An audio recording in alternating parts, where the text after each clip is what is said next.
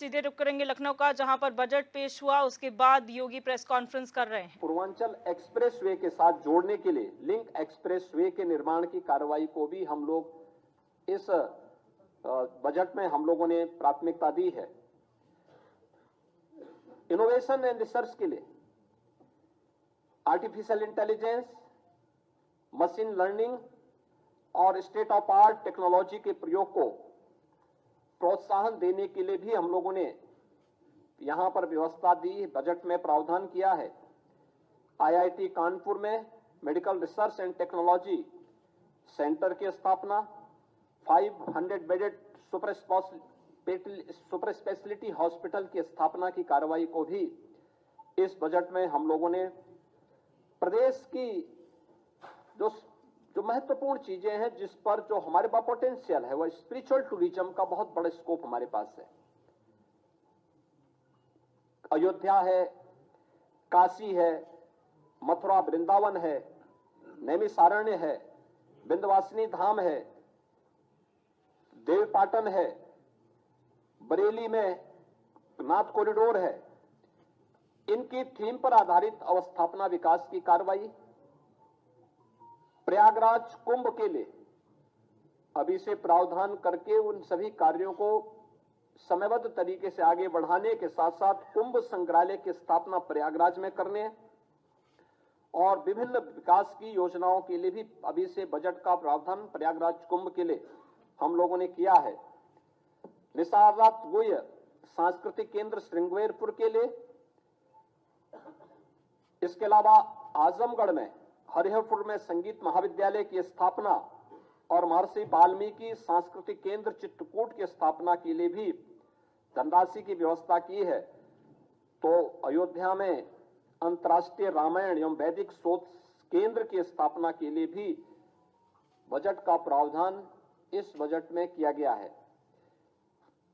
कृषि हमारा एक प्राथमिक सेक्टर है यूपी जैसे राज्य में, जहां की एक बड़ी आबादी कृषि पर आधारित है।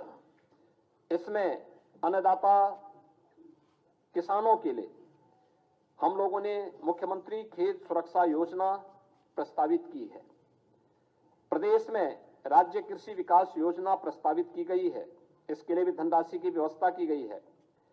प्रदेश के अंदर जो हमारे लगभग जो प्रदेश के अंदर निजी नलकूप हैं, उनसे जुड़े हुए किसानों को हम लोग बिजली उपलब्ध करवा सकें, इसके लिए निःशुल्क विद्युत आपूर्ति के लिए भी धनराशि का प्रावधान हमने बजट में किया हुआ है। और उत्तर प्रदेश की खेती को ग्लोबल वार्मिंग से भी उनकी पैदावार में प्रभाव न्यूनतम किया जा सके, इसके लिए automatic weather station, automatic rain gauge की स्थापना के लिए भी हर ग्राम पंचायत में स्थापित करने के लिए हम लोगों ने बजट का प्रावधान किया है, जो खेती किसानी के लिए, बागवानी के लिए, किसानों के लिए अत्यंत उपयोगी साबित होगा। वह भी हम इसके साथ करने जा रहे हैं। ऑर्गेनिक यानी जो natural and organic culture lab, tissue lab, agri tourism centre की स्थापना की कार्रवाई और मुख्यमंत्री लघु सिंचाई योजना के लिए भी हमने पर्याप्त धनराशि की व्यवस्था इस बजट में प्रदेश के अंदर प्रस्तुत की है। बजट मुख्य रूप से प्रधानमंत्री जी के उन संकल्पों को, जो प्रधानमंत्री जी का विजन है कि उत्तर प्रदेश देश की इकोनॉमी के ग्रोथ इंजन के रूप में अपनी भूमिका का निर्वहन करे, उत्तर प्रदेश का ये बजट उसका प्रतिनिधित्व करता है।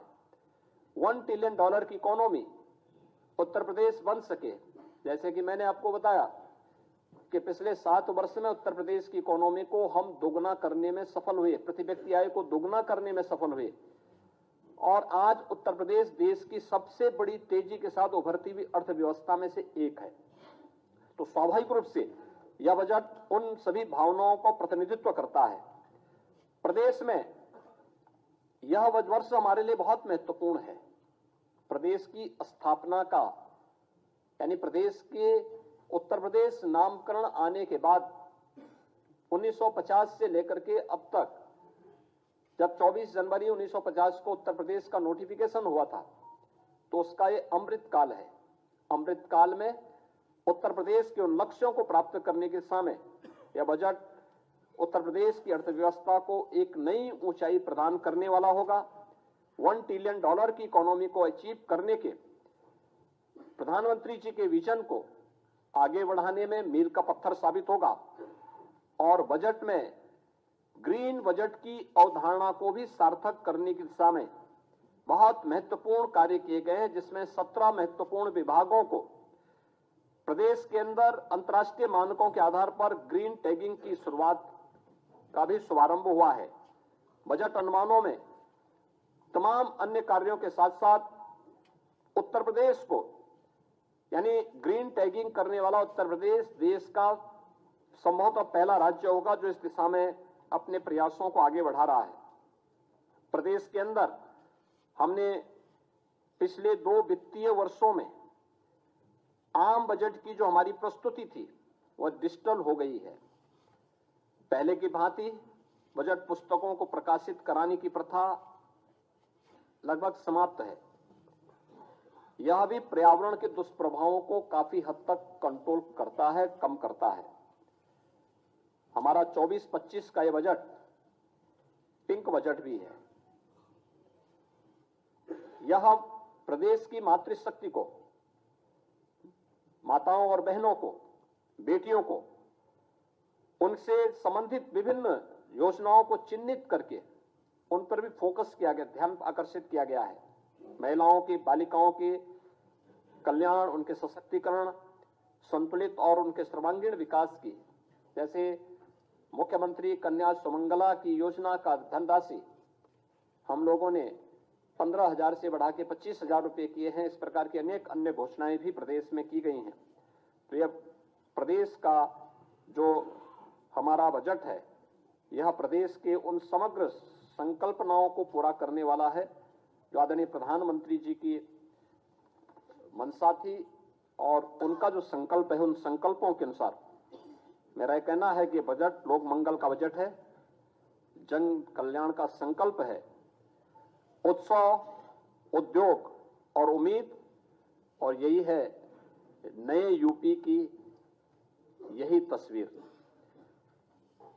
बजट के लिए मैं वित्त मंत्री श्री सुरेश खन्ना जी को, अपर मुख्य सचिव वित्त और उनकी पूरी टीम को लोक मंगल के लिए समर्पित इस संतुलित और समग्र विकास की अवधारणा पर आधारित बजट के लिए हृदय से बधाई देता हूं।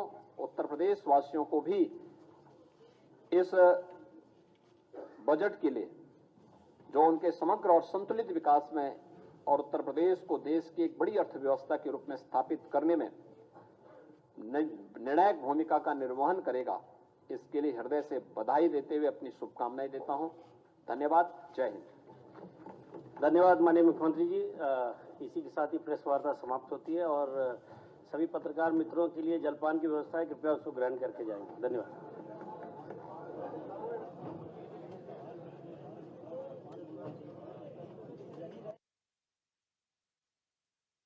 तो अभी आप उत्तर प्रदेश के मुख्यमंत्री योगी आदित्यनाथ को सुन रहे थे, जिन्होंने बजट पेश होने के बाद प्रेस कॉन्फ्रेंस की है, सभी को जानकारी दी है जो प्रावधान इस बजट में किए गए हैं। उन्होंने कहा ये समावेशी बजट है और बहुत बड़ा बजट अब तक का ये रहा है उत्तर प्रदेश का। और आपको बता दें कि ये पिंक बजट का नाम भी इसे दिया गया है क्योंकि महिलाओं को एक तौर पर समर्पित ये बजट है। और उन्होंने कहा कि जो चौथा बजट था सरकार का वो युवाओं को समर्पित था,